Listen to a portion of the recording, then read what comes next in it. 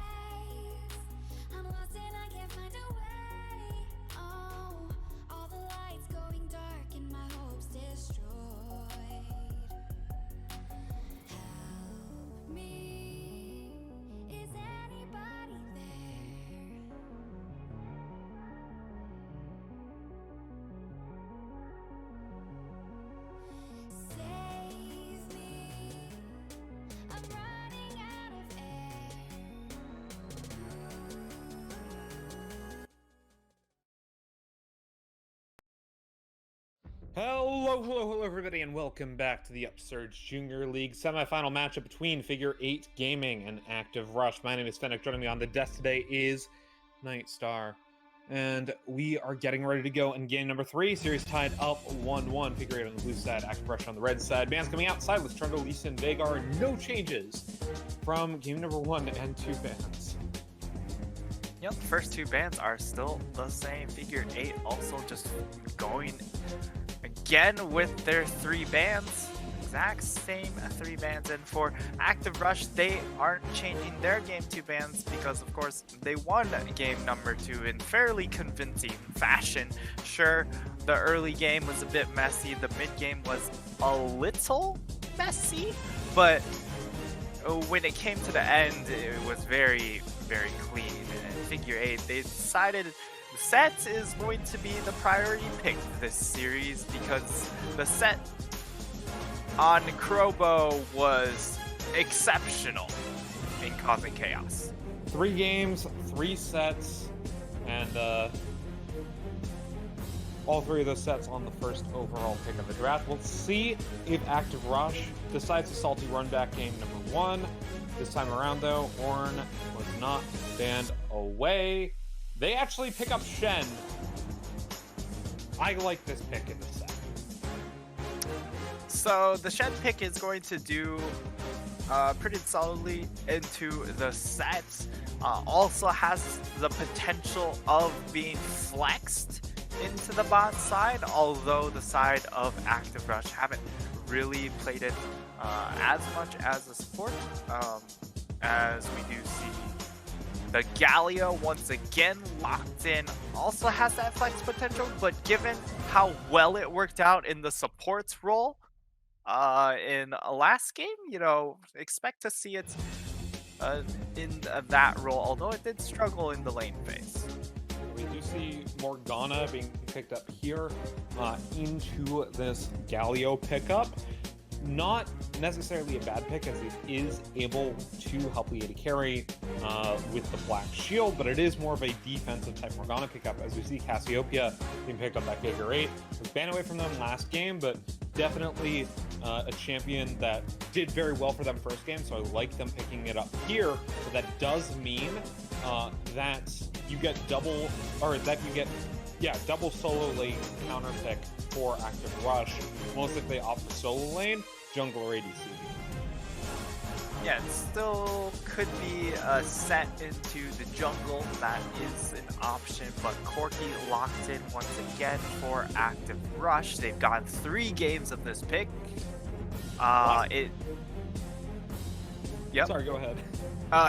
It struggled quite heavily in game 1 into the Cassiopeia, so that's something to keep note of, but it did do very well in game number 2. Also just was pretty much untouched in these fights, so Rutledge taking over the game on the Corki. Yeah, and as we said at the end of the last game, Rutledge, the player to look for Active Rush, has shown up most damage on his team all these games, but AD carry self has been picked. Figure8 with their AD carry, Zboa, has had a lot of success even in their loss in game number 2. So I'm looking forward to see what this bot lane pickup is, as we see Caitlyn being banned away because Morgana's been picked, and Varus being banned away because they don't want to play against that Varus again. Active Rush to pick, Misfortune is available. MF going to most likely be the pickup here. And then if you're looking at what really is next available, Jinx with the Morgana. Could be something like the Jinx with the Morgana, gives you that really nice late game. Although passing that up and locking in Elise when the jungle pool is so open here, Figure8 should just lock in the MF. Yeah, but at the same time, MF Morgana not necessarily as strong as other possible lanes. Persona got buffed this patch. That's going to be the pickup here. This is going to be very interesting because Galio as a support traditionally does well into AD carries that like playing up front and in your face. So this Morgana's really got to be on the ball anytime Tristana uses Rocket Jump. Yeah, Galio's just really good at punishing people that want to jump into that back line. And Kane, the lock-in here. Play very exciting to see. You're going to be able to really power farm. But for the side of Figure8, this composition is a little bit frail. Because you're not going to have that standard front to back for the Cassiopeia. It really just, it's fine for the Tristana Kane because they are able to dance around these fights. But the Cassiopeia will be outranged by the composition of Active Rush. So I love this Jinx last pick here. Yeah, and obviously, you think when looking at this Morgana, right? MF sub, not necessarily the best one to go with that. You go with Tristana because she's possible, or because she's a very powerful pick. But at the same time, you're now looking at Galio Jinx, which is not looking to be an oppressive lane like Morgana and Tristana, but it does very well into oppressive lanes because you have this cycle of chain CC that any Jinx lane with a CC heavy support can pull out. And if Tristana steps up and either doesn't have Rocket Jump available or misses the Rocket Jump, she is going to die if the Morgana isn't on top of it. And I can't wait to see what this bot lane looks like because it's going to be explosive. That being said, though, junglers, neither of these junglers are anything we really see all that commonly in this current meta. It's Kanye West himself versus Elise. Yeah, it's going to be Elise Kane matchup here. The Elise, of course, will have all the control through the first 10 minutes, and it's really on her to just win the game or win the early mid game for her team. Because I mean, sure, you're going to have the setup on the Shen Galio, but the damage is going to be lacking a little bit on some of these lanes. And Elise has to be the one that really carries those lanes through the early mid-game. When, of course, the Corki comes online, the Jinx comes online, the Shen and Galio threat also come online in some of these team fights or side lane scenarios. But for Figure8, it's about getting your carries fed, and they've got a lot of carries to do so. And then it's about just making individual plays rather than a full-on 5v5 team fight. But in the team fights, they do have the set potential as well as Cassiopeia, right? It'll be hard to make space for her to actually do the damage, considering the fact that she's got a Kane and a Morgana as the rest of her defense on this team. But it really depends on if Kane goes blue or red form. I would expect Rost form, considering the team comp that it's with. But we can't talk about this Cassiopeia now. It's Cassiopeia versus Corki once again. And now looking at, from this perspective, Cassiopeia pick, this is a very different scenario than it was in the first game as to like what it's up against. Yeah, the Cassiopeia in the previous game was up against the Maokai. Trying to remember. It was Maokai Set? It was Maokai, Nasus, and Nasus. Pantheon. Yeah, Maokai, Nasus, Pantheon. The Nasus just, when it comes to these team fights, can't get close. Easy to kite out. So once you cut off, and it was also really good play coming in from the Set, being able to isolate the backline from the front line. But in this game, Active Rush should be able to just quickly eat through the Set and then collapse onto the backline very soon after. So the Cassiopeia is going to be under a lot of pressure, and there's also again going to be Shen Galio just jumping on your face with those ultimates. Yeah, but once again, getting into late game, both these teams have a lot of scaling. Corki, Jinx, both scale very well. Tristana, Cassiopeia, also very good at scaling. But then look at what Cassiopeia's up against. She likes going into tanks. There's a Shen on the enemy team, but he's playing into a set, and that top lane, ooh, that one's a spicy one. Yeah, it is going to be very fun to watch because the set, of course, relies heavily on auto attacks, and Shen's very good at shutting those types of champions down with his auto denial ability. I forget what it's called. Spirit Refuge. Yes, Spirit Refuge. So he's going to be able to get a lot of value in that 1v1 matchup. And depending on whether or not Shen goes for a little bit of damage, we have seen some Tiamat into Titanic builds, and then going into full tank. So that might be an option from Shen, and just being able to contest the push and also win trades against Set. That would be really exciting to watch. Also, you know, unlikely, but the Blade of the Rune King to try and duel the Set in his own Blade of the Rune King, that would be very fun. Just to see two bruisers auto attack each other as fast as possible. Yes, but Shen will probably go for tank after Titanic Hydra, I would assume. Yep. Just considering what he's been building most recently.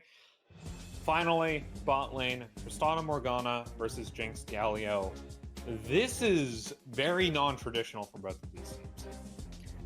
Yeah, the Jinx Galio has good punish, but when you look at the Jinx Galio picks, it's mostly for the holistic composition, making sure you add that team fight from the Galio and then also the late game from the Jinx.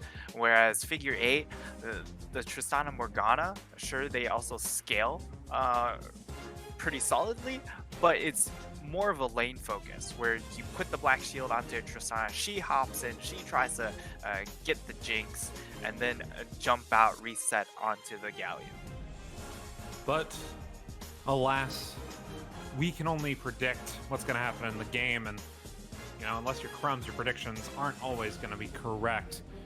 That being said, though, before we go into a quick break loading into the game, word from our sponsor, Midwest Esports.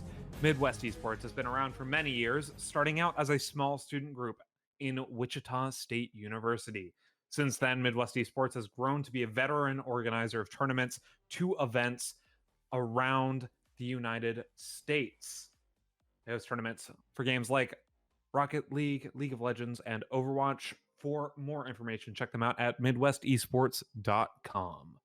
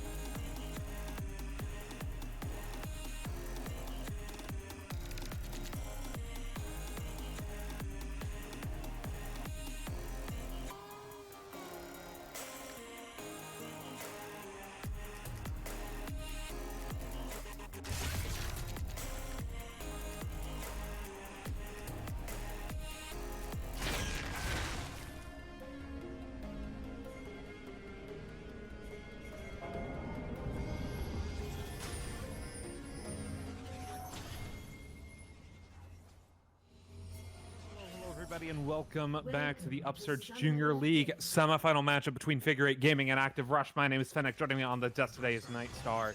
And the series is tied 1-1. We're into Game 3, and another counter-invade start, this time from Figure8 instead of Active Rush. Yeah, and it looks like teams are making some of these adjustments here based on what their coaches are seeing from the game as they watch the game from the sideline. But a nice little invade coming out from the side of Active Rush gets an early ward onto the blue buff, so they will have knowledge of when he actually gets to that. Actually, I don't think they Ooh. will, because most likely Kane is going to go for a full clear, and the ward or the blue buff ward should expire, but the wolf ward should catch out Era. But, right, Era starting red buff. Interesting, because at least in my solo queue games, I see Kane's starting Raptors. Yep. Because I play Nivea, I can just give him a Q, and he takes that faster than he normally does. But in taking this red buff, he's actually going to the buff. So this ward is better than we expected. Oh, no. They know exactly what this Kane's doing now. Yeah, they're going to have full knowledge of what he's doing. They know he's on the blue buff. The question will be if he tries to go aggressive into that top side to try and gank. And Kane ganks aren't really to get kills, it's to get stacks. And if you're going red Kane, you really want to try and visit that top lane as much as possible, as that's the plan. Well, we do see crossbow logic just doing Shen things because he might taunt down. Does not have the Spirit's Refuge, though, as he did take taunt level 2. Nice slowdown on Flaming Thunder, but he's stunned back up. Will end up going out to about 200 health. Wow. Force the flash out of that one. Era gonna flash it back. Crossbow logic goes down. Haymaker stolen away by the Kane. Era picking up first bullet. And that is a very surprising death there, as he's gone. The Tristana, now she caught up in the zap. We'll try to get the reset, but Zboa in getting the kill, trades the life, and ADC for support. I'll take that one any day of the week. K, thanks, bye. Oh, Ooh, and Kakari roams up. Smite for health on both of these junglers as he goes ahead, repels back over. Croba Logic on the way. But Nothing the collapse. Flaming Thunder gonna try to find the way into it. Will actually find it as the 2-man stun comes in. Taunt onto Kakari. Kakari, no mana. Here. Kakari's forced to flash out of this one. Now Flaming Thunder's all alone. Gonna use the Haymaker, flashing himself. What is this early game from both of these teams? A Flaming Thunder flashed upon by Croba Logic. Rutledge just needs one more auto, or Croba Logic just needs a Q. Flaming Thunder's able to get out. Hey, nice E down. And it will be a kill. 2 for 2. What is this early game? 4 kills by 4 minutes. Yeah, it's just a very, feisty opening here. Coming out from both teams, really wanted to fight for that scuttle crab there, and it looked really good. Oh, nice taunt. No Hindsight mana. here with No the mana. zap follow-up, forcing the flash. And this is what we were talking about with this Galio and Jinx, though. They're able to punish people for positioning super far forward, which is what this Tristana wants to do, and what the Morgana wants to do, even. And we see Hindsight now level 4, has not backed yet, but has 1600 gold. Elise is and here comes Elise. Boa has rocket jump available. We see just trades in the top lane. Going in favor of Croba Logic. Yep, has the level advantage. Yeah, and Haymaker not doing enough there. As on his death, bought himself a cloth armor. It's just the cloth armor there, but really in control of this lane right now.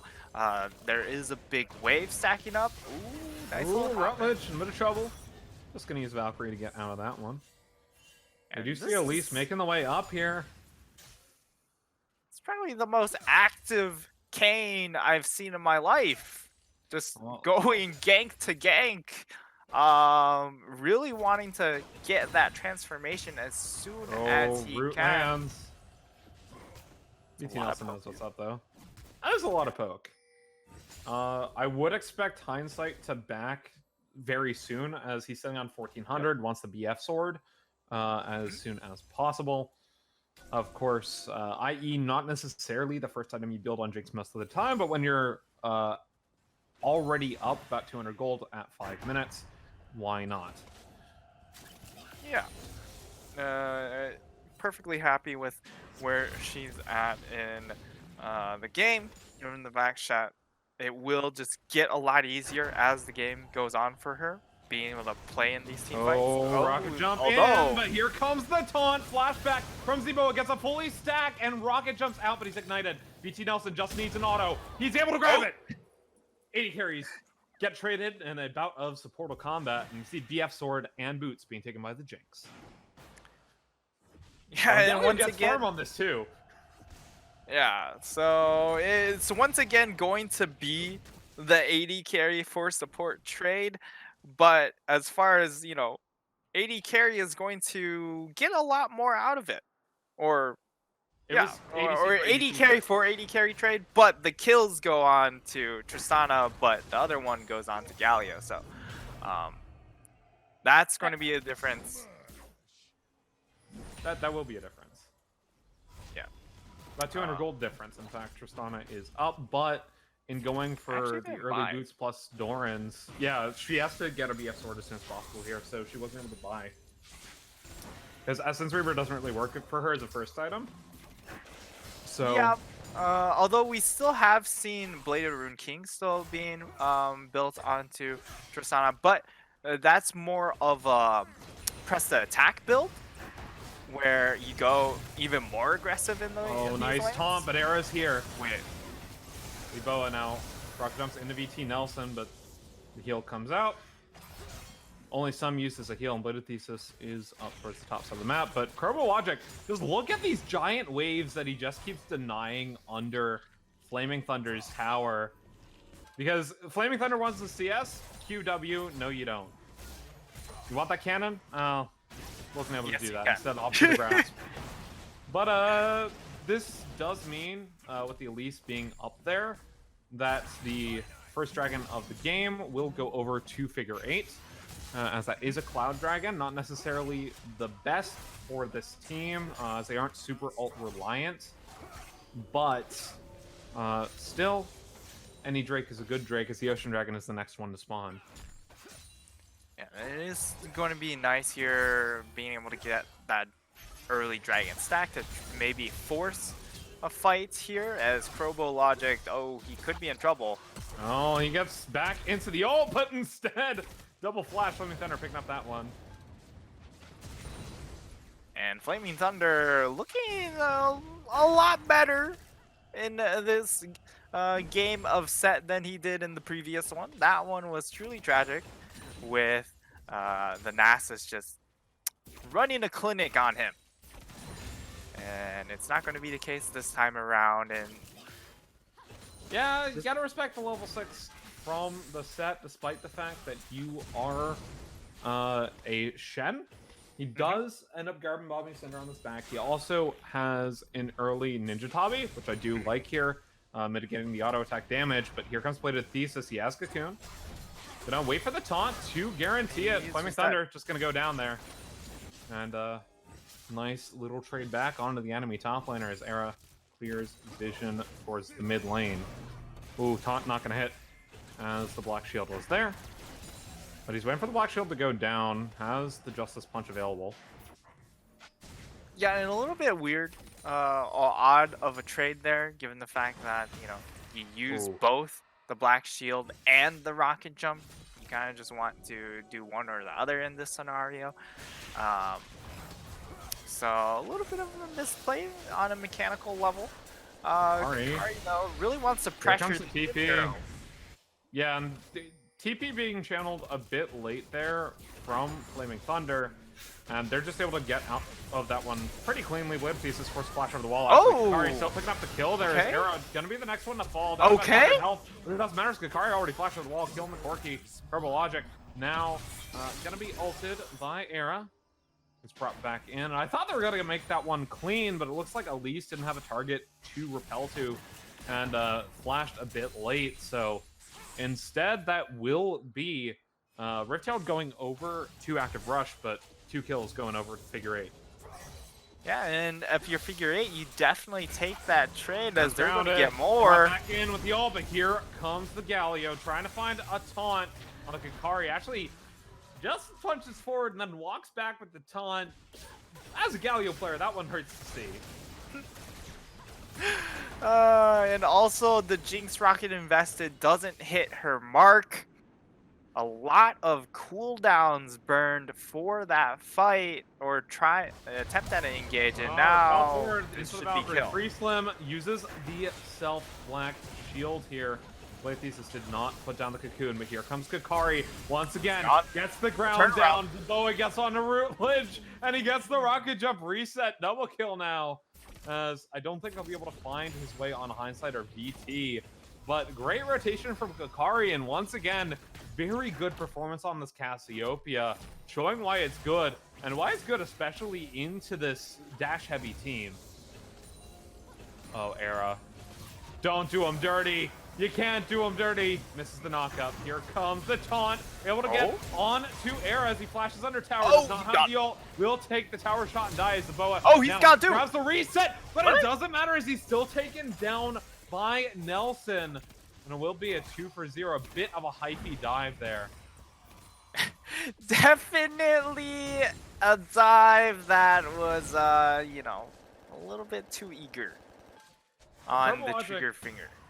Pops the Stand United there, and then just TP's back topside, so the shield was good enough, despite not really doing too much in the way of CC in that way, but they are able to drop this Rift Herald, get a lot of gold onto their Jinx, as Free Slim now really can't... Era's here, though. Hindsight, no, Era picks up that kill, goes into Bladed Thesis, says hello. Doesn't have the ability to do too much damage in the ult, but follows up with the double kill himself, and Kane with 3 kills and a Caulfield's Warhammer killing towards the Warrior. He's gonna have the Warrior completed on the next back here, and the Bladed Thesis on this Elise pick has not been showing up. He kind of needed to on this pick, and it's been very underwhelming so far. But the rest of his team is doing all right. The only other issue you have... What? I was saying they're fighting for the Drake, but it looks like Super Mega Death Rocket disengaged that one. Yeah, with Era being so low, ends up having to pull off here. Nice Mega Death Rocket there. It's really this mid-jungle matchup discrepancy that's kind of... Kakari in here. Dragon does go over to the red side, though, and Kakari's trying to do damage, but he's out. Meanwhile, Flaming Thunder in the top lane, a bit of trouble, pops the Haymaker. And will be Infernal Soul in this game. Zap hits Kakari, but the root lands on to the Elise. Kakari goes on a killing spree as counts the ultimate on the Hindsight. Here comes the rocket jump. He's looking for the reset. Will find it, and Zaboa gets the kill on the Hindsight. Rocket jump attack out. VT Nelson, next one to fall as Kakari goes on a rampage. And now Figure8 in firm control of this game despite losing the dragon. Yeah, they lose the dragon, but they win the fights. And with Inferno Soul on the table, I mean, if you're Figure8, to be honest, you're fine with losing that dragon because you can get a 3rd Inferno instead of just 2. That soul is so good on Tristana and Kane. And Cassio. I mean, it's less good on Cassio than Ocean Soul. Well, I mean, anything's less good than Ocean Soul, but I will say it favors burst-heavy champions more than it does DPS-oriented ones. I will say Cassio turns into a burst mage when she's this far ahead, though. 2 Twin Fangs after you get hit by a Q, and you're actually just gone. I experienced that during my Clash match, and I was very depressed. Look, man, I've played enough Casio to know that that is true on the squishies, but at the same time, still gonna call her a DPS-focused mage because otherwise, the only other one is Anivia, and I'd feel sad if I were the only one in that category. Anivia one trick, by the way. Can't go a broadcast without mentioning it. Bird's the word for you. I see. Yes. I mean, Anivia, of course, is the best burb in the game. Despite there being other burbs, even in the mid lane, Azir nowhere near as good as Anivia. You know, you got Valor on Quinn, not as good as Anivia. Zyra Khan, nope. Losing out in that trade, gets popped back into the showstopper, forced to flash, but here comes Flaming Thunder. Flashes on the same cooldown, and Flaming Thunder picking up another one off the ult. I feel like we saw that kill before. It played out the exact same way. He flashes away with a sliver of health, and then Flaming Thunder flashes after him and gives him the old 1-2. Deja vu. I have been in this place before. Free Slim. Gonna He's be not been out in here, that so Repel comes back on Bladed Thesis. Hikari gonna try to do the damage, but not gonna find it as he flashes out. Now, Q not gonna hit. Neither is the Cocoon. Here comes the damage as Hindsight is in there. Pops the heal for the speed up and picks it up with Super Mega Death Rocket, but it does mean that the first tower goes over in the top lane to Figure8. Yeah, top and mid lane here for the side of Figure8, so they're able to at least trade out very, very well in that regard as far as map pressure goes.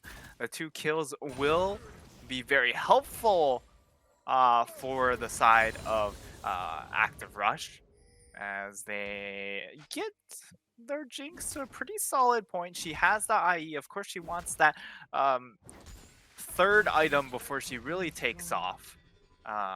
But Jinx, in comparison to the Tristana's just having a lot more freedom right now to make plays for herself, whereas the Jinx is just waiting for someone to be able to frontline for her.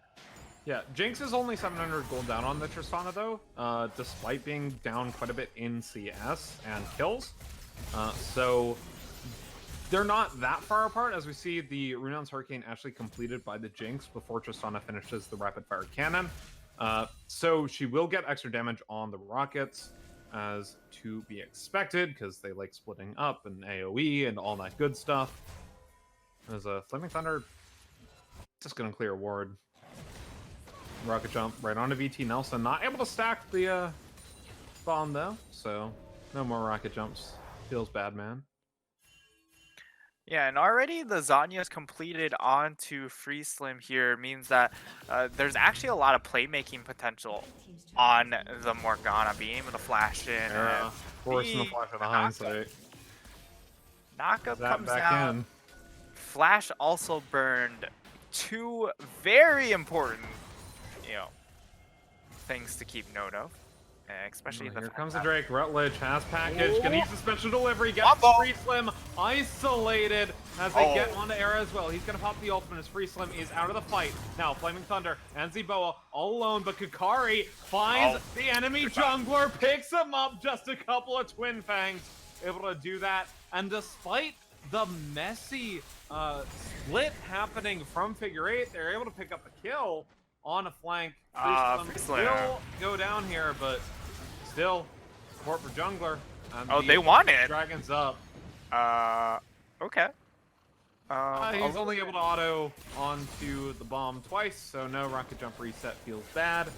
The Kane is right there. Logic not able to get the taunt. Is going to be rooted up as Kukari now going to be using the ultimate into the Silence Ultimate. Flaming Thunder disengaging that one beautifully, but here comes Galio. Oh! Man, taunt as the shutdown comes in on the 80 carry. Rutledge is a beast, going to do some damage with the Rockets himself, but it's 1-for-1 as the Morgana respawns.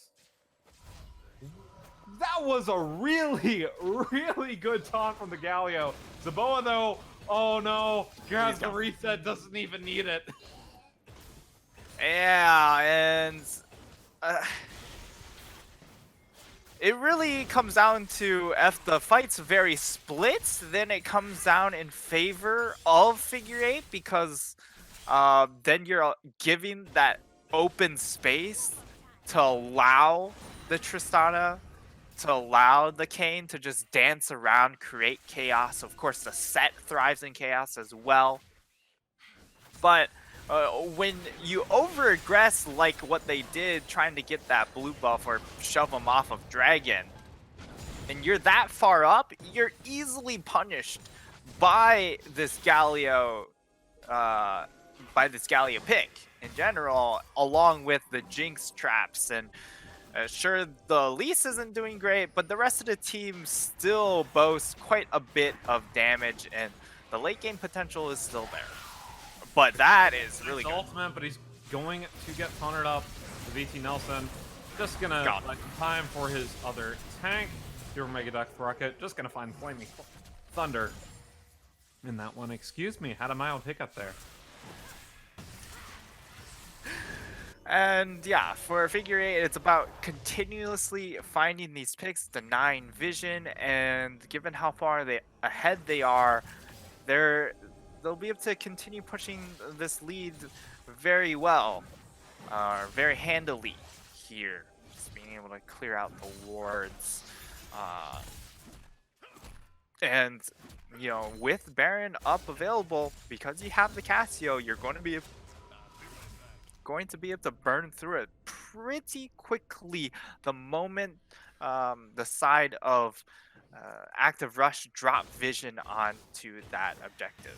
Kakari is very close to the Leandry's power spike here, has the Haunting Guys plus Blasting Wand.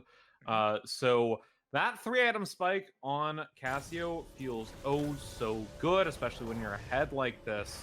But conversely, 3-item spike on the Jinx. She's at 8,800 total net worth, about 2,000 down on the Tristana, but she just needs one more item. And then she's online. And Tristana doesn't really have a weak point in the game, I would say, but I will say this is where Jinx will be looking to make her move.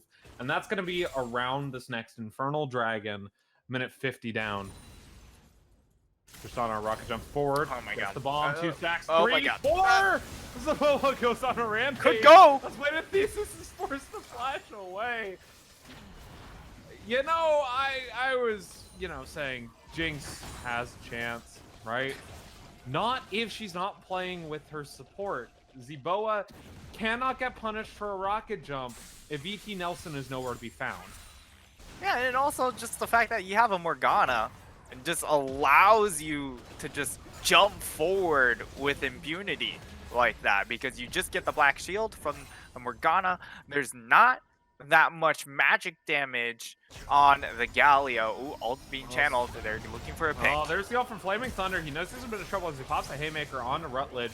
Red turret goes down in the bot lane. Flaming Thunder forced to flash. Valkyrie back as he looks for the final rocket. Not going to find it. Flaming Thunder going to pop a Haymaker, but with no shield.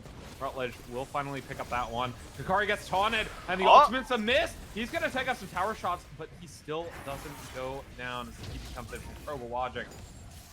Lighted Thesis. Rocket jump from Zaboa. Oh, no. Zaboa! Lighted Thesis. You can't do him dirty like that. Oh, man. Barely able to escape with the life there as Free Slim a little bit early on the Dark Binding. Yeah, it is just going to be Figure8 able to walk it off for the most part, unless if they want this fight. Nice taunt flash onto Kakari. This is the go time. Is that not going to land? The grounding happens as Kakari goes on a killing spree onto the Shen. Oh, Jin's not there for the damage. She's out damaged by the enemy. Mid laner Galio's going to try to ult, but he takes Arrow with him. He's going to go down through the taunt. Arrow gets the kill on a VT Nelson, and Bladed Thesis will get a cocoon. Free Slim will be traded, but it's still 3-for-1 in favor of Figure8. They're going to go onto this Infernal, and they're one away from getting the soul. And once again, we see Figure8. They find the turn. A little bit of overreach coming out from the Shen here, as they are just so far behind. And when you go for that Hail Mary play, more than likely, it's going to come back to bite you, as they were just the Shen and Galio just too far ahead. They didn't have the damage to support, and once Jinx was able to get in there, the front line was already gone. So Jinx naturally just popped like a balloon. I will say though, that was some nice Shen mechanics with that taunt flash. That is one of the harder buffers to achieve, I think, as far as ability stuff is concerned. But there's a bit of lag, and thus we are in a pause. So this gives us time to talk about the game state. Baron's up. And Baron is indeed up, and we have the Leandries now completed onto the Cassiopeia, which means that they absolutely shred through that objective as long as they do have the Cassiopeia. And Tristana as well has 2.8k in the bank, about to channel her recall. She's got some big ticket items. Should be that Bloodthirster and whatever she wants after that. Not sure what Tristana goes for a fourth item. Maybe the Blade GA of King potentially? comes there. GA potentially. But it's really whatever you want. It's Yeah. going to be a situational item. Could also be Phantom Dancer as well. As the fourth item. 100% Lifeline crit. passive does Or- help if you want to dive in. Mhm. But Could also be a Mercurial Scimitar if you want a little bit of magic resist, because it is a very heavy magic damage team. And then you can also use then the QSS on top of the fact you have Black Shield to really just jump in without much of a care of world. Because even if Black Shield gets popped and you get hit by a cocoon or a taunt, then you can just pop the QSS. yeah, and the QSS is very nice, so could be going for that. Jinx, meanwhile, on a Zeal, still needs to get the rapid fire cannon. I believe, yeah, Zeal plus Shard, right? Storm Razor, okay. Or Storm Adding Razor. that extra crit, and now looking for what I would Serrated assume is Dirk? a Sanguine Blade? I don't. Or maybe Edge of Night because you get the Banshee's Veil passive. I mean, regardless, let's talk about Shen right now, because he's building into Titanic Hydra. He's only got armor, and guess who does percent health damage right now? Yeah, the Leandries is going to chew through him very, very easily. Kakari's already so he's pretty much a tank against Baron Yeah. because of the percent health damage and the healing. And that's free Baron. Yeah, not much more you can do about that. Dragon is spawning about 3 minutes 30 seconds as well. As we take another look at these items, Elise just on the Runic Echoes plus the Oblivion Orb to the Kane's Black Cleaver and Warrior, and also got an Aegis. You know that's going into Bloodthirster. So, Death's Dance. or Death Stance, not Bloodthirster. The other They item. do the same thing. They do the same thing, but one's better. Yeah, That item being Death Stance. It's so Yeah. good on. Riot, I know you just buffed Death Stance, but please nerf. I don't want Aatrox back in my games, because that means that if I get put top lane, I have to play Karma instead of Anivia. Playing Karma top's not fun. It's the only way I know how to deal with Aatrox. Karma Top is definitely not fun for the other player. It's not fun for me either. I take no pleasure in just hitting RW every time Aatrox engages on me. You know, I find a lot of amusement from that, because that's just how I am as a person, where if you're not having fun, then I kind of am having fun. Look, I'm But- an Anivia player, I just want to steal the late game. Playing Karma Top is not that kind of thing, because also not a very good pick in solo queue. Works in team environments, though.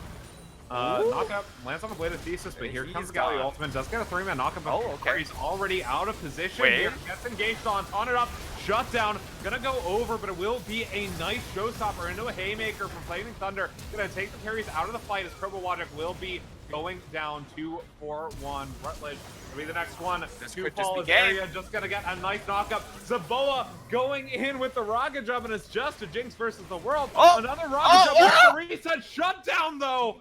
As Hindsight's able What? to pick up the kill, it will still go down to the bomb. And that's going to be game number 3, folks. Figure8 Gaming up in the series 2-0.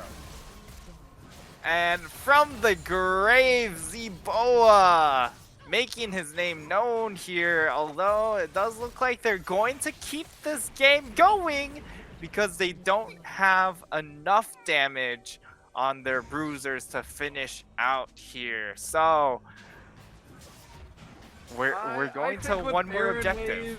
And considering who is respawning when, you definitely could have ended, but that is also my gold brain talking, so what do I know? Oh, they definitely could have ended there with Blade of Thesis as far behind as he was. But taking the safe route, you know, you still hold all the cards in this game. And with Inferno Dragon coming up in 30 seconds, that's just another way to just punch the last nail in the coffin here. Yeah, Infernal Soul so good on this team. Era gonna be black shielded up. Zap not gonna hit. Blade of Thesis on the side. Kakari just 3. He's down. A nice taunt comes in for the Galio as he pops the stone plate. Lots of damage coming in from Hindsight, but he's gonna be taken down by the haymaker combo from Flaming Thunder. Era gonna go on a killing spree and picks up Galio. Krobowajik gonna go down as the double kill comes in for the Kanye. And Rutledge is beast all alone. Can't back. Flaming Thunder just in base, doing the damage. Tristana also on the way. And as we said, game 3 going over to Figure8 Gaming. They are up 2-1 in the series. That is indeed the 2-1 for Figure8. They're going to close this game out in a fairly clean fashion. It was a little bit dicey in some situations, but for the most part, the jungle pick never worked out here. And yeah, just a little bit curious. So I think Elise in general only works if you have a lane that's already supposed to win. And looking at the rest of these, it's like you don't have a Renekton. You don't, I mean, obviously Renekton being the champion of choice typically with Elise, but I feel like in trying to go for the Elise instead of like literally, or not literally any other AP jungler, but if you went for Gragas, right?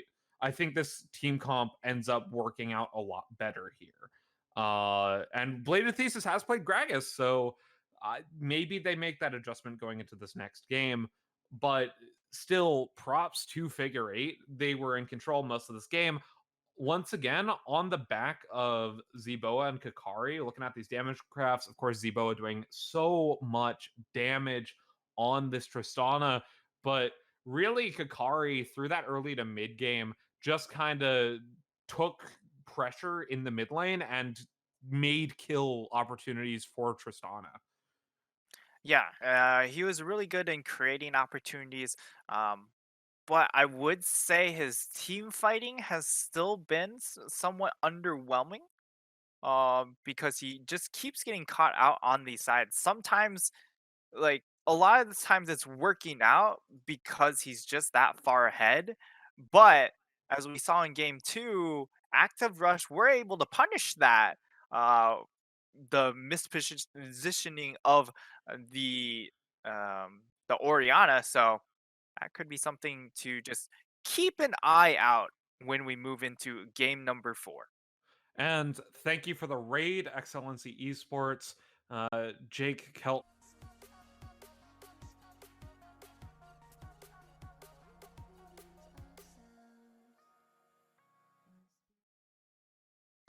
Hello, everybody, and welcome back to the Upsurge Junior League semifinal matchup between Active Rush and Figure8 Gaming. My name is Fidek. Joining me on the desk today is Nightstar. And after a dominant game 3 from Figure8, they're on the precipice of going to the UJL finals. But Active Rush might be able to pull something out. They were able to win game 2 after all in the bans. Lee Sin, Vagar, Silas currently. Yeah, Lee Sin, Vagar, Silas still the same bans we're seeing. So now what will be interesting to watch is what Active Rush do in this not last pick and ban, possibly last pick and ban, I suppose, for adjustments here, as they probably still want to ban out the Lucian, but this time it's going to be Cassiopeia the priority, which I also agree on, but it does open the doors for Figure8 to lock in that Lucian pick now.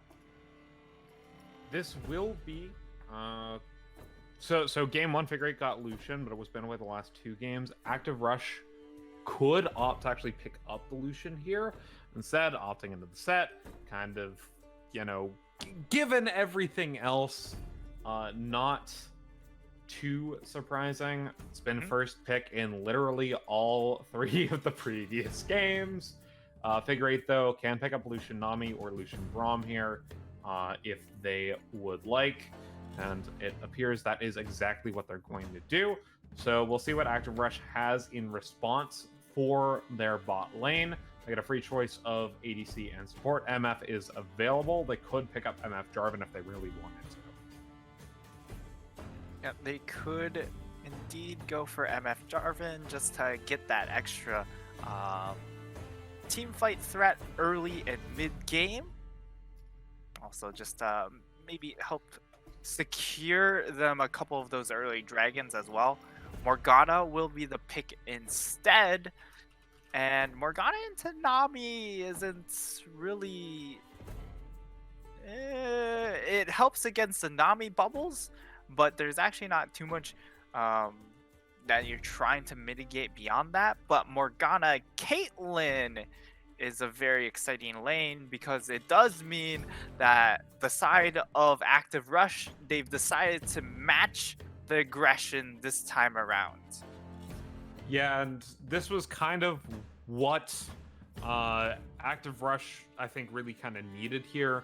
Going for the Caitlyn Morgana, they have said, all right, we've had enough of your aggression. We've had 2 games where a bot lane has started out ahead. We think that we can match that aggression with this match up. That said, Ornn being picked up for Figure8, we've seen the set coming in huge for the side of Active Rush in this exact same matchup. So we'll see if he can do it again. As the bans coming in the second round, Corki, Echo, there will not be a Corki for a Rutledge. I wonder what he'll pick up as a Syndra getting banned away.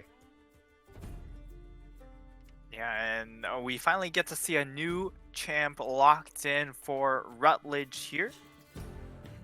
As again, it was banned out second, and now the Galio taken away. Of course, they could still run Galio because you can just throw him into that mid lane. Jarvan instantly locked in for Figure8, meaning that they want to save counter pick for Kakari, which is a smart decision here in AR.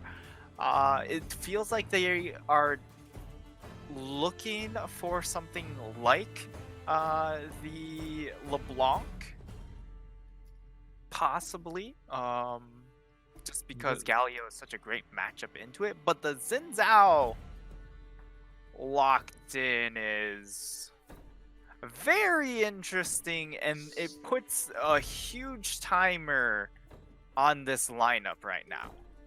Well, I mean, they still have Caitlyn scaling, but they do need something. Oh, they're putting all of their eggs into the Caitlyn basket this game. Holy crap. Nico pick, that will be Glacial Augment Nico. I have not seen Comet Nico in quite a while, so could surprise me, but yeah, in doing this, they're basically saying we have our early game is Xin Zhao and our late game is Caitlyn. If set wins lane, all better. And they've got a lot of tools for the Caitlyn to do the damage with this comp, but they're up against Ryze, Lucian, Ornn and Jarvan. Yeah. Active Rush. The AD matchup hasn't been great. That's really what I'm trying to get at. So investing everything into the Caitlyn basket seems a little bit foolish, but at the same time, because it is Caitlyn Morgana, it is so oppressing as a duo lane that it's completely possible that they just win out here. But again, it comes down to a bit of a timer because Caitlyn, sure, she has fantastic late game, but her mid game's pretty bad. So you're looking at a very early game centric composition. Hopefully, you gain enough of a lead on the Caitlyn Morgana that once mid game hits, your Nico, when she comes online, when your set comes online, that's enough damage from these two members to allow Caitlyn to clean up and hopefully snowball to late game. But for Figure8, you have the Rise for late game, Ornn's late game, Jarvan can play early, mid, and late game. Really only the Lucian pick is kind of funneled into that early mid game. But we saw Zboa, he runs the Ignite, he continues to put pressure on you and find kills in the mid game. The worry's not quite there as much for Figure8 to perform early on. Yeah, and on top of that, right, they have Rise, who is so versatile, can be used in team fights, can be used for the split push.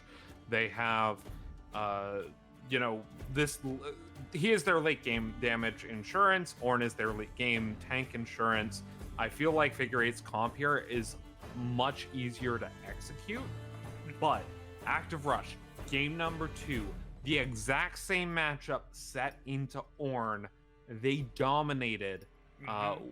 Crobowagic was so good on that set that if they can get the set ahead and snowball that back into the Caitlyn, they might be able to be in a position where Figure8 can't do anything. But they need to get the set ahead and they need to get the Caitlyn ahead. Nico needs to make sure Rise doesn't get ahead as well. Yeah, and that could be a bit of an issue here. But I mean, we've just seen these set ultimates just have so much impact here. And when you get everyone clumped up like that with the set ult, it just sets up for what could be very flashy team fights with the Nico to follow up. Yeah, and what we will expect from the Nico is Glacial Augment, right? So sacrificing quite a bit of your early damage in exchange for the utility that the Glacial items will give you. I do think that this is probably a good move for them here, considering that their early mid-game insurances their early game insurances in the bot lane, their mid game insurances in the top lane. You really don't need the Nico to be much more than a utility and ult bot until later in the game. But we have seen Nikos in the past with the Glacial Augment build gain leads before they grab their first item, and it could be the same thing this time around. Kakari also on something different. Rise this time around, not as strong a laner as Cassiopeia was. Yeah, not going to be able to punish as hard, but still has tremendous scaling. Once he gets to those 2 and 3 items, will just be able to take over fights on his own, and the cleanup potential is definitely there for the side of Figure8. If you get them low, the Rise with the phase rush will just be able to run forward with impunity, along with the Lucian with how many dashes he has. So that will be something to watch as we hit the late game portion. But again, all eyes are going to be on AR to be able to perform in this early game and really get maximum value from the Caitlyn Morgana. So I'm very excited to see this dual lane. And I am also excited to see it as well. We can talk about these lane matchups now. In the top lane, it's Set versus Ornn. We've seen this one before. We've seen how it plays out. Do you think that there's a way for Figure8's top laner, Flaming Thunder, to mitigate the Set early?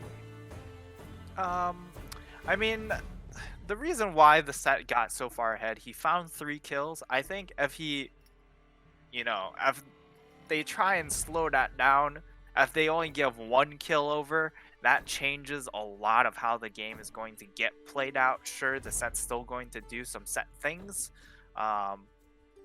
but the snowball is much lower. You're going to be able to still hit your breakpoints on the Ornn a little. And given how far behind he was in that game on the Ornn pick, yet he was still able to get all his upgraded items and his tank stats. It's hard to shut out an Ornn. You just don't want to allow the Set to snowball. Yeah, all that being said, though, this is, a high point for this Active Rush team is Krobo in game 1. So hopefully for them, they can do it again and bring us to a game number 5. But moving on to the jungle, it's early game. Xin Zhao versus Jarvan. Yeah, so Era, basically all he's looking to do here is track Xin Zhao, not fight him, but just get some ward coverage and make sure that his calls are on point, because if Xin Zhao is able to get any picks or skirmishes and kills, then, Active Rush, then they're in the driver's seat. Then they're cooking with gas. But if Xin Zhao does not find the 3-4 kills in the first 8 minutes, then he's going to struggle a lot here. Yeah, and look for these early ganks from both these junglers.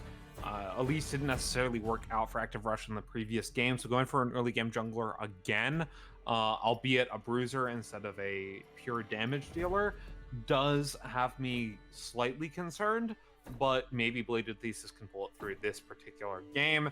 Moving on to the mid lane, it is the Neeko versus Ryze matchup. Yeah, Neeko Ryze is going to be somewhat of a skill matchup in just playing around the ranges. If Neeko gets that lockdown, of course, very nice to follow up, but mostly, again, it's going to come down to being able to get lane priority and then playing around your jungler to either get the 2v2 in the mid jungle or to just try and raise into the enemy jungler or into a side lane.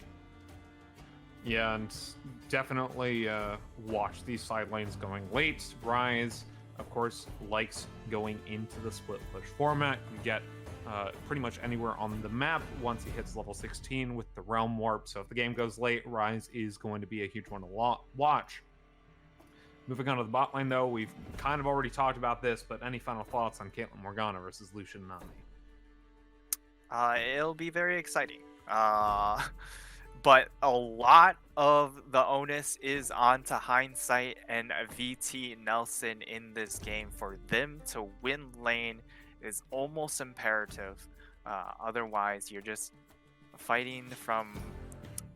It's a very, very big hill to climb. Yeah, and, you got to climb if you want to win, and you got to win if you want to force us one to a game number 5 for Active Rush. All that being said, though, we're going to give a little bit of time over to the break. And thus, we are going to go on a short break. Don't go anywhere. We'll be right back with more of the Upsurge Junior League.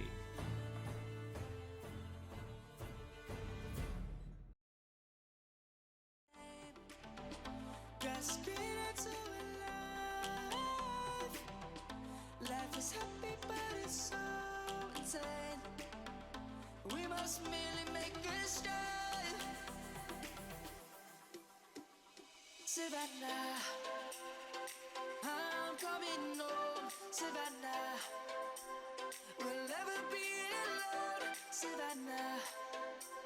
The beauty of the world, Savannah. Let's all take a road, Savannah.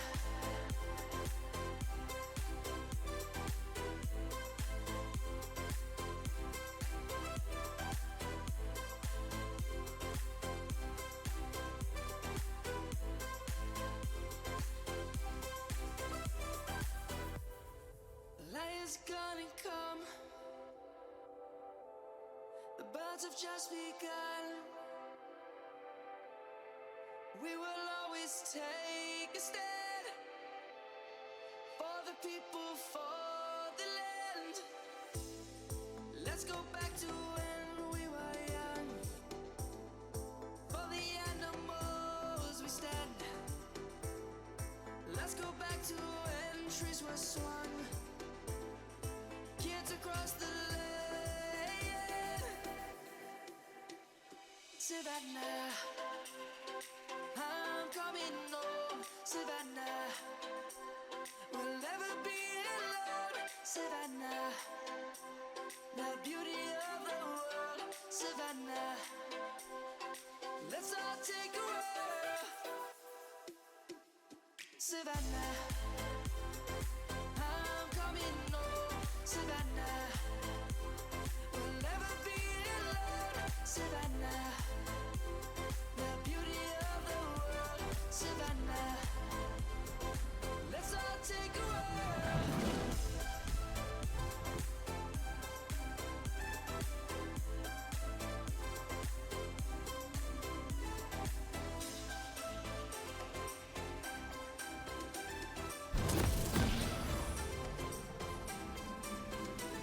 Savannah, I'm coming home, Savannah. We'll never be alone, Savannah.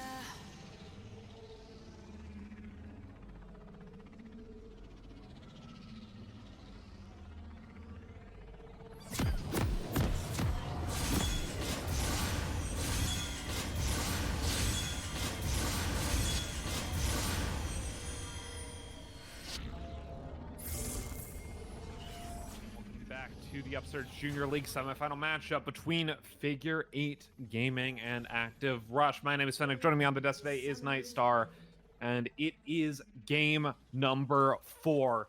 Figure8 Gaming up 2-1. Active Rush looking for an invade towards the bottom side of the map, and they need to find a win here if they want to keep their playoff hopes alive. Yes, indeed. That is going to be match point for Figure8. I would say that they also get draft advantage here in this game number 3 as well. But there's plenty of snowball potential on the side of Active Rush. If the Caitlyn Morgana gets ahead, if Xin Zhao finds some kills, this composition does become quite oppressive because once you hit your Super Soaker onto the Nico, you can really just kill anyone on the map. But first, you need gold. And to get gold, you need kills and farm. To get kills and farm, you need to outplay your opponent or sometimes just have a better matchup. Incredible Logic, definitely a player to look out for in this early game. Look for Bladed Thesis to gank up there soon as well, as we see lots of respect coming in for Flaming Thunder now. As Incredible Logic just walks into the wave and keeps set off of it. Era counter ganking that mid gank from the Xin Zhao, but it does slow down the really clear good. as we see the level 2 root gonna land. Or actually, that's a level 1 trade. Excuse me. Kari, though, does hit level 2 before, and we see Era, one of the few junglers that can actually go toe-to-toe with Xin Zhao is Bladed Thesis, or with Jarvan, I should say, is Xin Zhao. Flashback from Nelson as we see Bladed Thesis forced to flash himself. Nico not gonna find the Tangle Barbs onto Kikari, but he does get a spell flux down. Spell Flux is down in Kukari with the phase rush again. This is going to allow him to really stay on these targets, especially as the game goes on because of the scaling. But Zinzao back on a Kukari. Tangle Barb's going to be a swing and a miss, but he's able to force the flash out of the enemy mid laner regardless. Ooh, yeah, nice and a stun. really strange play of events there, as it Two's coming in. Root lands on an illusion. Meanwhile, Blade of Thesis in a bit of trouble here as Rutledge tries to make his way in, gets the Tangle Barbs into the queue. Era down to about 100 health, but Kukari is here. The Flag and Drag over the wall means Era's able to get out. We're just waiting for this first blood right now. It's so tense. Yeah, it is actually quite tense here, just because of how much action's being forced. Flash Wait, and what? Blitz from Demo? No! Oh, man, you hate to see it. That happened.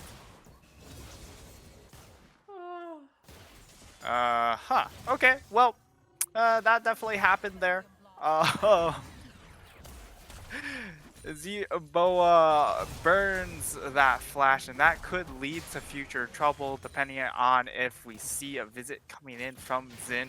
Xin should just come down here once he finishes that top half of his jungle. And interrupting builds from Ornn. yeah. So now Blade of Thesis actually just waiting for his mana pool to come back up so he can start out that Grump. Just looking to try and catch whatever camps he can. And Nice Tangle Bars from the Nico. yeah, But, nice. I mean, the thing is, you're also up against Ryze, who can be a difficult kit to get together in lane, but if you can get him, gets nice point clicks. As you see, Krobo actually losing out on a trade to Flaming Thunder here, as lots of minions go out under tower. Yeah, it's not going to matter too much there for that losing trade, because he gets what he came for, which is getting that wave crash into tower, and Flaming Thunder actually ends up missing out quite a bit of CS. I think he only was able to grab half of that, which is a big deal, because that was also the cannon wave.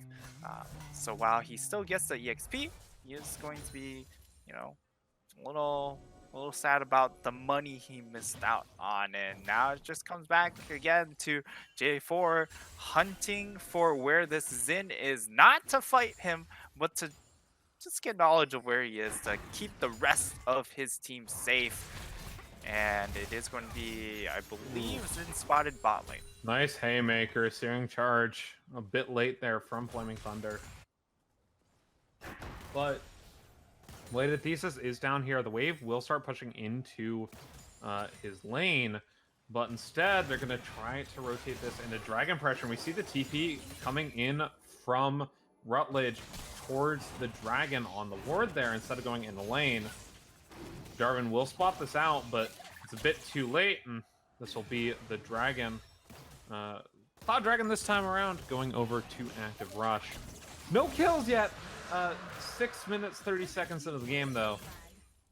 We already have first Dragon taken.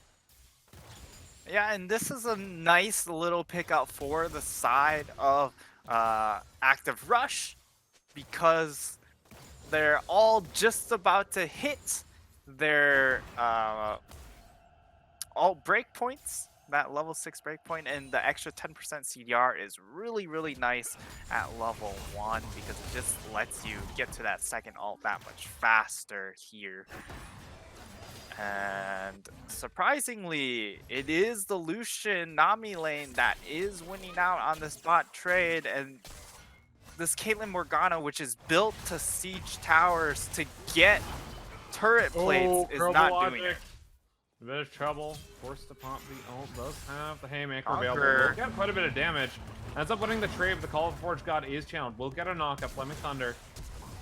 Brittle stacks, flashback from Krobo to get out of that one. E back from Flaming Thunder. Q. Oh man, Krobo barely getting out of that one, but here comes Blade of Thesis dodging out the Nami. Q is Zeboa now dashing back in. Free Slum. Plus force flash there, but Blade of Thesis barely gonna go down as he almost got saved by the Summoner heal. First blood going over to Zeboa on the Lucian. And Zeboa strikes first in this lane. The missing flash on him, the failed flash, doesn't end up costing him. And everything just starting very swimmingly for the side of Figure8 here as they've neutralized the Xin threat so far 8 minutes into this game. I see what you did there. Nami, swimmingly, Era coming mid. That's Oh! awesome. Forcing the flash, but he is able to get a stun down on to the enemy jungler Zeboa. Now going in with the culling, uses the ignite. Kakari going to go down the mid lane, so it will be a trade 1-for-1 as Tangle Barbs go in onto the enemy jungler. Rutledge picking up that one, so it will end up being a 2-for-1 trade in favor of Active Rush. But once again, more gold going onto this Lucian is something you don't want to see if you're an Active Rush fan. Yeah, no, Lucian getting the gold here is quite terrifying, but at least you've been able to trade it out by getting those 2 kills in the mid lane here. Bladed Thesis just running straight back to the mid lane right after he respawned and able to get a nice little timing there on the counter gank. And Kakari not having a good time. Flaming Thunder actually really good with the Bellows Breath there to get out of that stun from Krobo, but still he's pushing in this wave, getting a CS advantage, doing pretty much all that he wants, building into the Blade of the Ruined King, as we expect there. Ooh. Facebreaker, Haymaker. The Flaming Thunder. Still getting some CS off of the Bomby Cinder. Yeah, and now it's getting to the point where both teams are probably looking to look for that contest onto the dragon, the next dragon, which will be the Inferno. Of course, both of the teams would like to have that, and it should be a very exciting game here because it does mean it's going to be mountain or ocean for the soul. But alas, we'll see what happens here. Free Slim on VT Nelson. He gets rooted up, but hindsight now in a bit of trouble. Tidal Wave comes in into the culling. Zeboa goes on a killing spree. 3-0. BF sword and a bit of lethality on the serrated Dirk as well. And there's Snowball in the Lucian, and Active Rush does not want the Lucian to snowball. Yeah, and this lane, this Caitlyn Morgana lane, was built or drafted to try and combat the Lucian Nami, but it has not played anywhere close to that, as Kakari is struggling with this matchup in the mid lane. Just not able to deal with the range from the Nico, just getting caught in Tangle Barbs and whatnot. And yeah, so Kakari struggling, but the rest of the team not as much, although the CS difference is a little concerning in this top side. Gerald tops mid, does get 3 plates, so they will be attempting to take this tower down. Won't be quite there, but they should be able to grab that one before the Lucian's able to grab the one bot. So gold going on to the Nico and onto the Xin Zhao. Feels good. Nico has about a 1,000 gold lead on the rise right now. And oh, Flag and Drag on a Rutledge. He pops the Pop Blossom. Oh. Only able to get a stun onto the 80 or enemy jungler, but that's all he needs. VT Nelson comes up, gets a root down.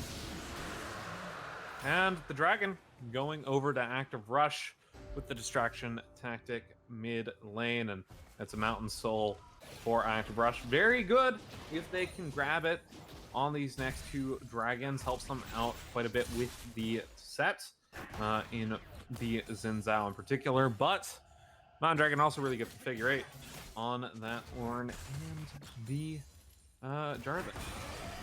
Yeah, so ooh, this is nice route. okay.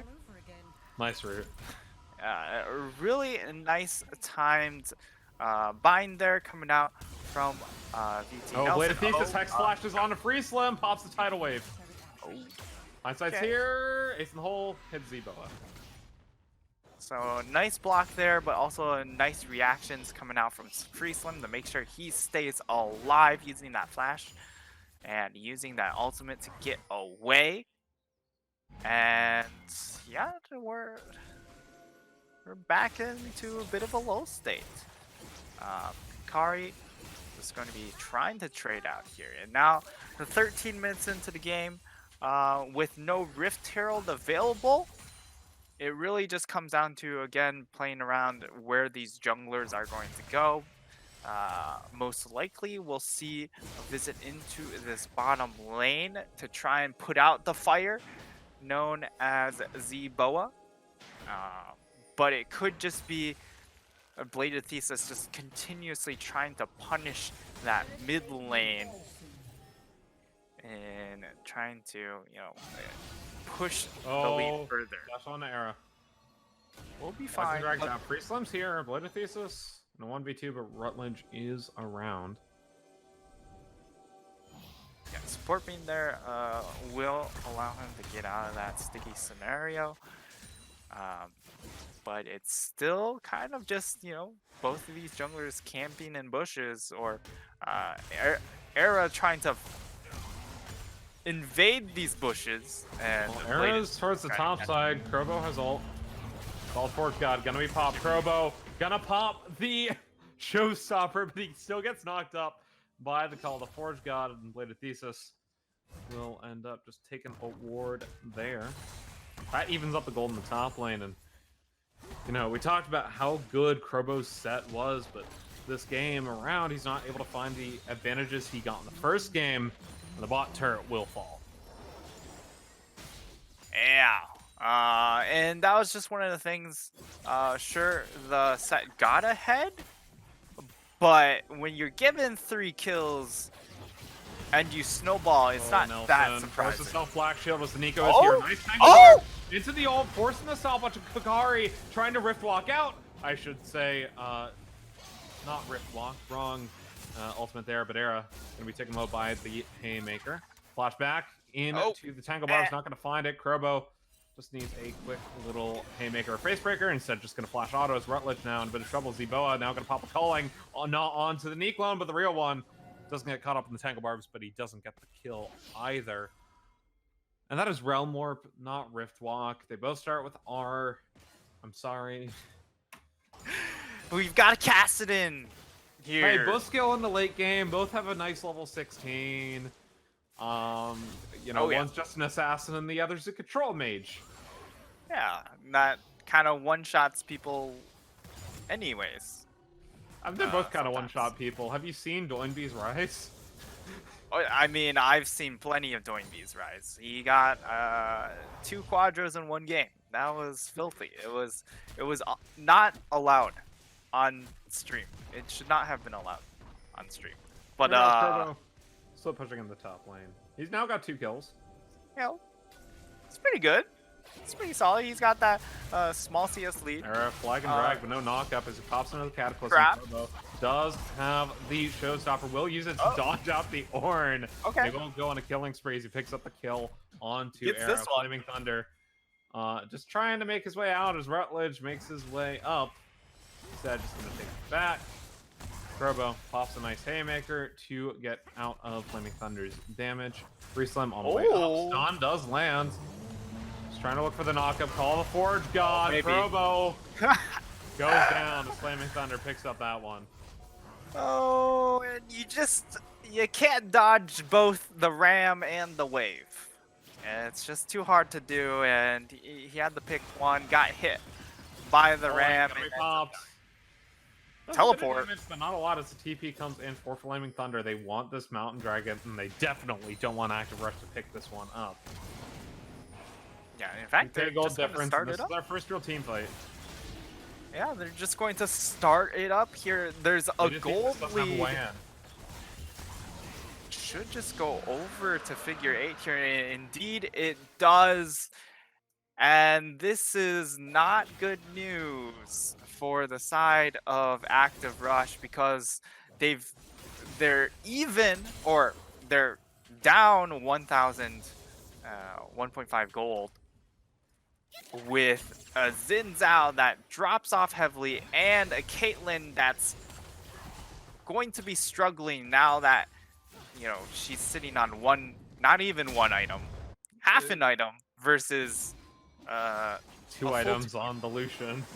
Given, I mean, one of them is a Umbral Glaive, so it's a very cheap item, but it's still, the stats are at, you're still a full item ahead against a half completed item. Yeah, but I mean, it's 2k gold differences the item for the Emerald Glaive. See, Lindetheus is almost going down just to the trade from the Lucian as Kurobo now. Trading with Flaming Thunder. Haymaker back. Era is here. Oh, Showstopper. Doesn't have a rest of the combo. Cataclysm picks that one up, and Arrow picks up the kill on Kurobo. Oh my god! The damage from the Lucian as VT Nelson gets stunned up by the Nami Bubble. Z-Boa gonna get healed up by the ebb and flow, but he still gets shut down. That is 750 gold going on to Morgana. Not the person you want to get the gold, but It's something. gold nonetheless. Yeah, but unfortunately, Z-Boa autos a minion with his double tap instead of Nelson. So potentially could have gotten that kill if he got the crit on either half of that auto. But in the end, doesn't play out that way, and Active Rush able to trade something back. Yeah, and now the positioning around this mid lane, Baron is up in 40 seconds. And we see... And I mean, both of these compositions actually don't do Baron very quickly. One, of course, is behind and has a Caitlyn, but... and he finds Bladed Thesis. He's able to actually get out of that one through cover use of the ult, but he is knocked off. His Bladed Thesis will eventually go down as he's brittled. Summoner heal from hindsight, though, keeps him alive just long enough to re-engage the fight. The rest of the team is here. Free Slim just keeping Rutledge and Nelson out of this fight will end up being summoners and ults down. VT Nelson popping the self Black Shield as Z-Boa pumps the culling. So that is down.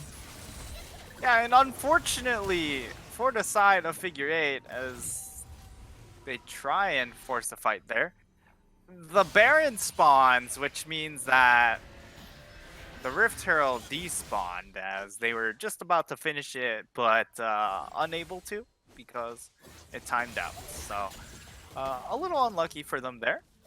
But with how low this mid lane turret is, they don't necessarily need the Rift Herald to break it. So everything is kind of just where Figure8 want to be, just holding even when you just get that big outscale potential as later on with the Rise and the Orn. Yeah, Rutledge opting in to the twin, or Shadows. I almost said Twin Fangs. This time around, his Bladed Thesis now goes on to Z-Boa. Nelson is here, as is Rutledge. Twin Fangs gonna get the slow, but Z-Boa is rooted up, and the ultimates coming out from both the Nico and Hindsight will make sure that Z-Boa goes down. So it is 1 for 1, but you got the kill on to the champion you needed. Well, Era flash forward. It's a knock up on Rutledge into the Cataclysm. Rutledge trying to get the Tangle Barbs down. Will end up getting taken down by Free Slim, but Era gets traded. So mid for jungle and jungle for AD as the next dragon spawns in 35 seconds. Yeah, very interesting there with Era going in for the kill onto Rutledge, but again, we saw this build before in game number 2 with the Cinder Hulk into the Black Cleaver, of course, just to try and get that Obsidian Cleaver upgrade, but the damage just isn't there for this build. TP coming in as the dragon has spawned. Kukari is here. This is All going the to be a Forge big God fight. being channeled.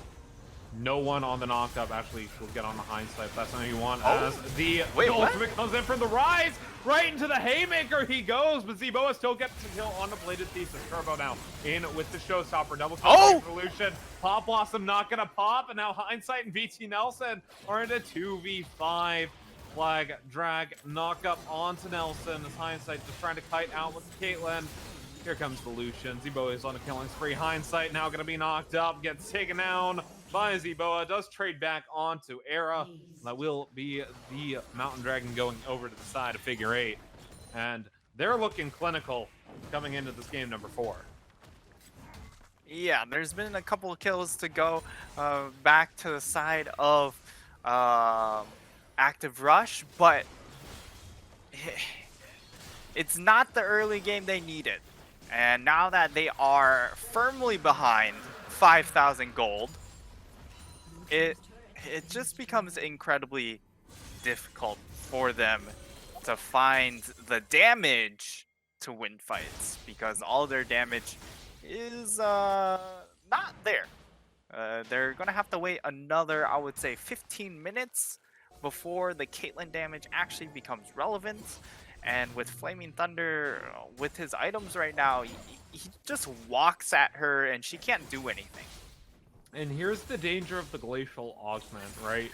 In doing this, you are one of the lanes that actually had an advantage early in the game, but because you didn't get items that gave you more stats, now you're behind because the rest of your team didn't have the rest of that damage that you needed in that early mid game because they fell behind. So now Nico opting in the Zoner's Hourglass, where they won't get any stat efficient items until the 4th item, and that just feels so bad. Turbo knocked up, pop backs. Nami ultimate not going to be there, but Cataclysm is Hikari, just does so much damage onto him, picks up the kill. And Flaming Thunder just pushing in onto this mid lane tower. Hindsight does no damage on this. Look at that damage. Woo! Oh my god, Flaming Thunder. And he's got a Bramble Vest too. Like, that just He's feels just so taking bad. power. All the Forge God not going to grab anyone, but it doesn't need to, as it was a zoning ultimate. Root does land as the Ebb and Flow heals Flaming Thunder back up. Ultimate going to be popped from the Xin Zhao. But this game, man, Figure8 looking so strong going into the finals on this game 3 and game 4.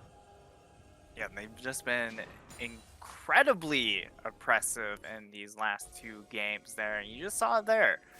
Hindsight doesn't do damage to Flaming Thunder, and this is a lane that they drafted to fight the Lucian Nami. It has not panned out whatsoever. They didn't look to push. They didn't, or they weren't able to punish with the Xin Zhao.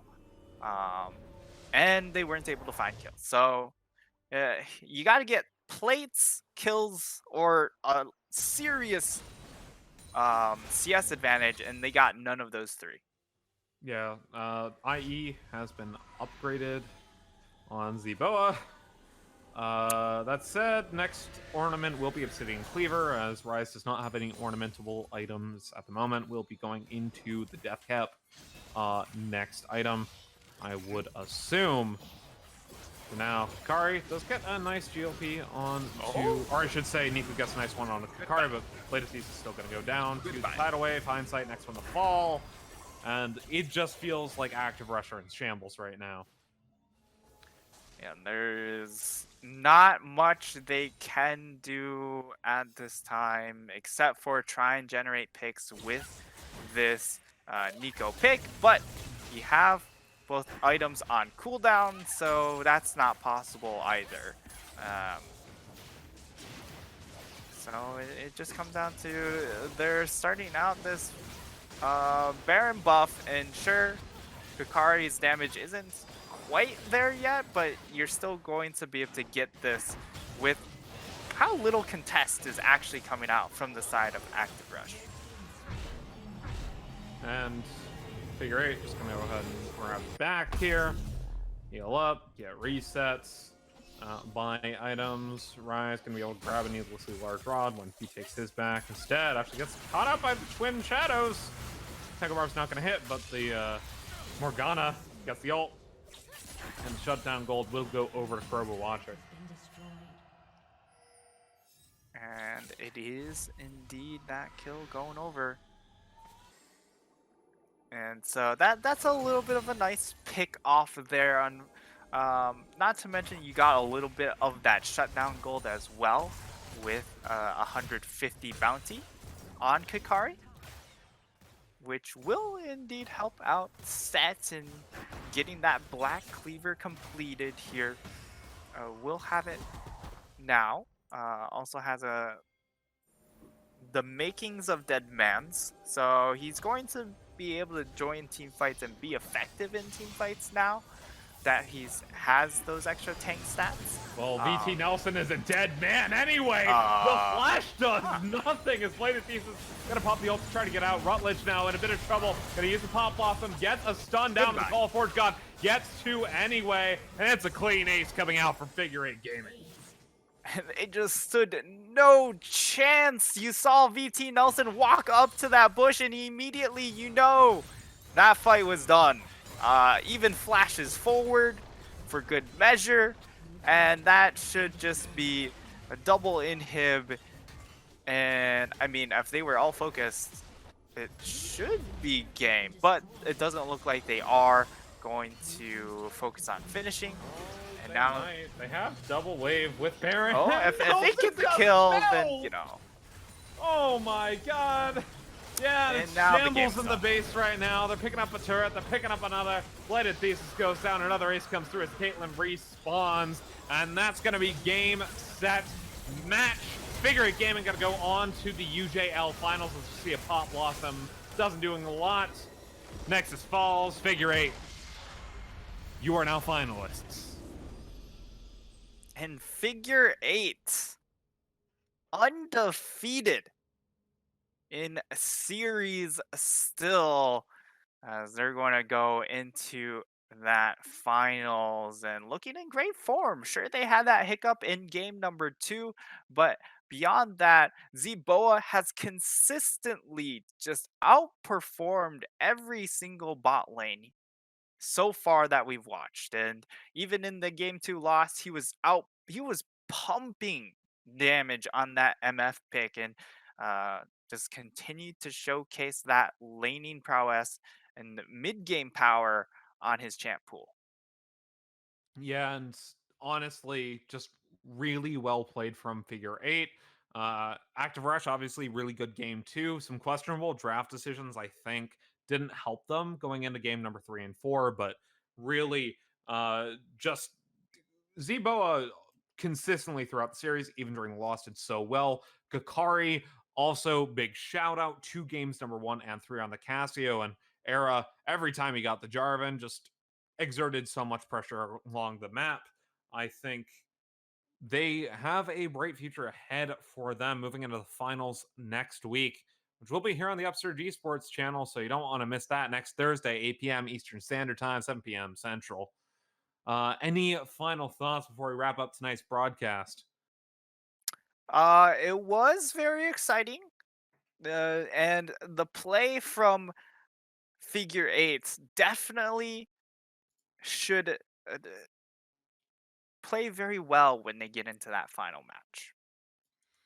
All that being said, though, that's all the time we have for tonight's broadcast. So, from everyone here at Upsurge, admins, production, crew, league staff, and everyone in between, my name is Finnick.